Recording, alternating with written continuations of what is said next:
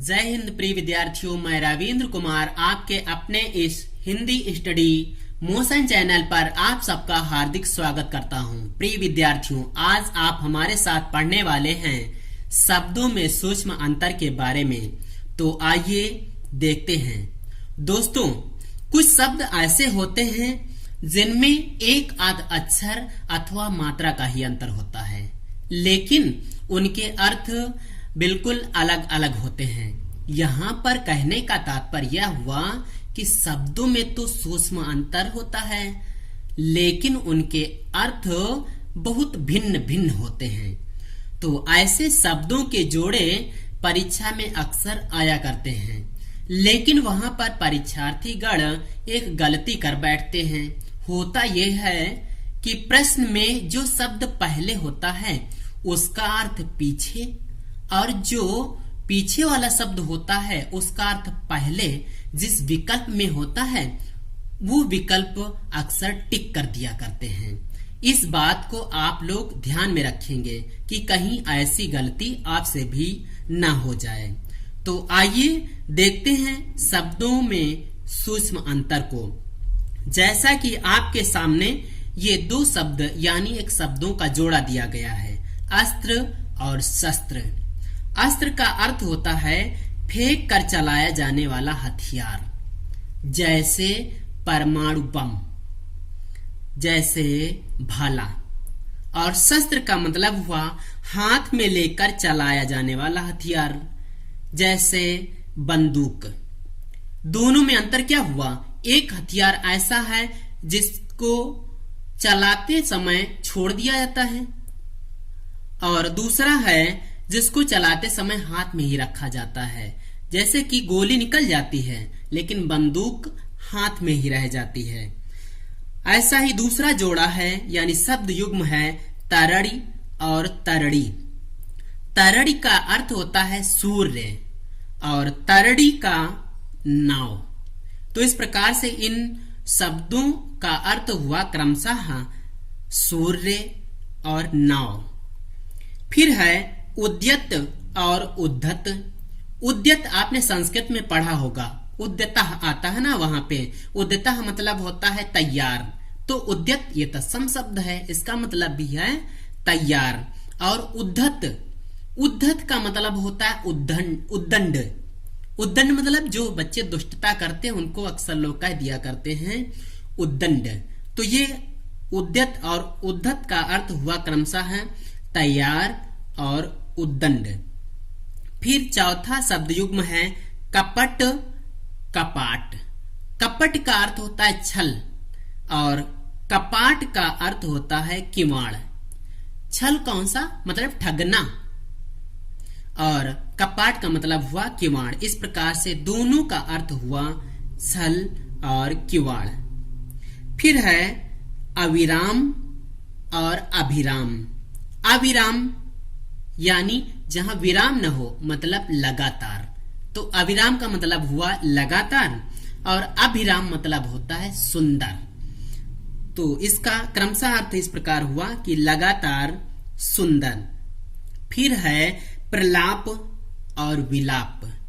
इनमें थोड़ा सा अंतर है।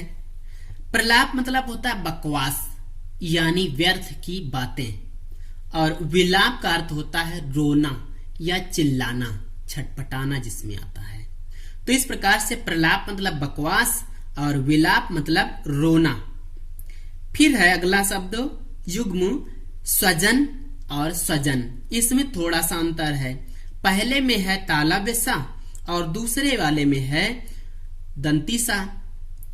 जो ये पहला शब्द है स्वजन, इसका अर्थ होता है कुत्ता। आपने इसको भी संस्कृत में पढ़ा होगा।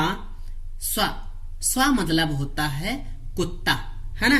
और बाद में आया स्वजन। उस स्व मतलब हुआ यहाँ पर स्व मतलब अपना और जन मतलब व्यक्ति, अपना व्यक्ति, जिसको हम संबंधी कहेंगे, नातेदार भी कह सकते हैं, है ना। तो इस प्रकार से इनका अर्थ हुआ क्रमशः कुत्ता और संबंधी। फिर है पुरुष और परुष। पुरुष सब कोई जानता है कि इसका अर्थ होता है आदमी, पुरुष का अर्थ हुआ आदमी और परुष का अर्थ हुआ कठोर। अगला शब्द युग्म कुल और कुल। कुल मतलब वंश। आपको याद आया कि कुल मतलब होता है योग, तो योग भी आप कह सकते हैं। और दूसरा है जो कुल, इसका अर्थ होता है किनारा, किसी चीज का भी किनारा हो सकता है। तो यहां पर शब्दयुग्म का अर्थ हुआ वंश और किनारा। फिर है अवलंब और अविलंब। अवलंब मतलब सहारा, है ना, और अविलंब, विलंब मतलब आप जानते ही हैं कि देर होता है, अविलंब मतलब होता है शीघ्र। तो इस प्रकार से यहां पर अर्थ हुआ सहारा और शीघ्र। फिर है माप और नाप। यहां भी लोग गलती कर दिया करते हैं, दोनों का अर्थ एक में लगाते हैं, लेकिन ध्यान देना चाहिए कि माप तरल पदार्थों की होती है, यानी जो बहने वाले पदार्थ होते हैं वे मापे जाते हैं, और नाप लंबाई या दूरी का आकलन होता है, मतलब लंबाई या दूरी को नापा जाता है।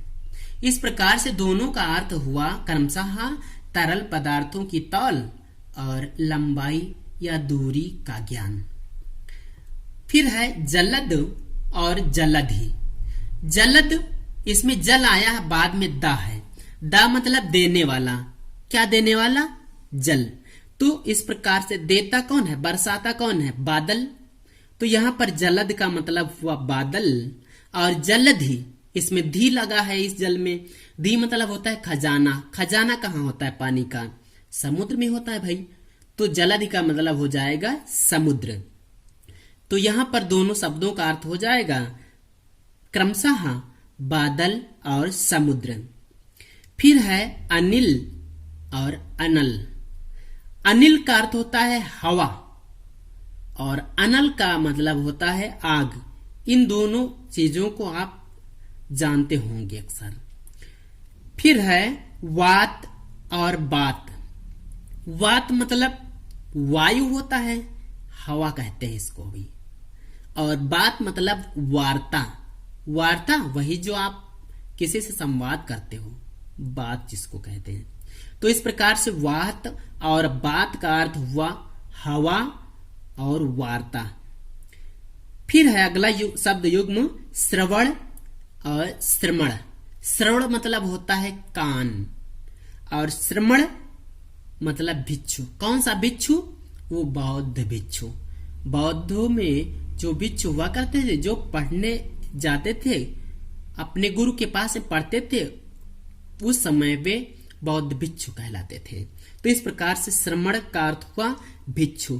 क्रमशः इन दोनों शब्दों का अर्थ हुआ कान और भिक्षु। फिर है वसन और व्यसन। वसन माने होता है वस्त्र, क्या होता है? वस्त्र। और व्यसन मतलब होता है खराब आदत। व्यसन मतलब होता है खराब आदत। तो यहां पर इनका क्रमशः अर्थ हो जाएगा वस्त्र और खराब आदत। फिर है अंश और अंशु। अंश का मतलब होता है भाग, जिसको हिस्सा भी कहते हैं, और अंशु माने होता है किरण। तो यहां पर इनका क्रमशः अर्थ हो गया भाग और किरण। फिर कटिबंध और कटिबद्ध। कटिबंध मतलब कमर में जो बांधते हैं, क्या बांधते हैं? करधनी। और कटिबद्ध मतलब होता है तैयार। इस प्रकार दोनों का क्रमशः अर्थ हुआ करधनी और तैयार। फिर है द्रव और द्रव्य। द्रव मतलब तरल पदार्थ, वही जो बताया गया कि बहने वाला पदार्थ है, और द्रव्य माने होता है धन। तो यहां पर क्रमशः अर्थ हुआ तरल पदार्थ और धन। फिर है स्वर्ण और सवर्ण। स्वर्ण मतलब होता है सोना, और सवर्ण मतलब होता है उच्च जाति। तो सोना और उच्च जाति, यहां इनके अर्थ हुए। फिर है विहग और विहंग।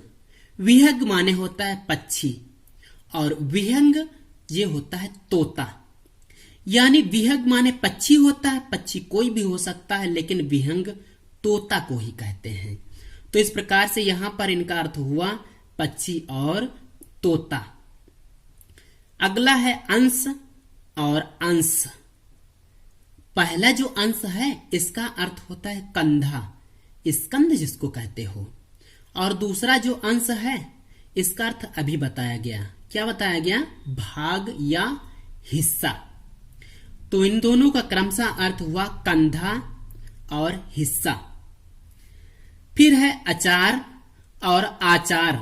अचार का मतलब होता है मुरब्बा, वही जो घर पर रखते हैं, और आचार मतलब होता है आचरण। आचरण यानी व्यवहार। तो यहां पर क्रमशः अर्थ हुआ मुरब्बा और आचरण।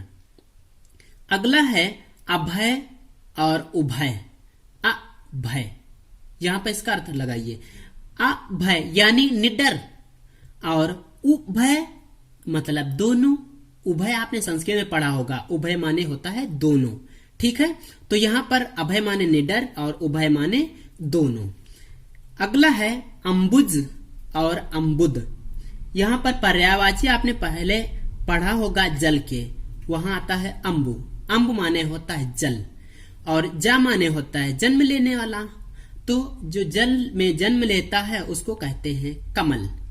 क्या कहते हैं? कमल को कहते हैं अंबुज। तो यहाँ पर अंबुज का मतलब हुआ कमल, और अंबुद, इस अंबु में दा लगा है, दा मतलब देने वाला।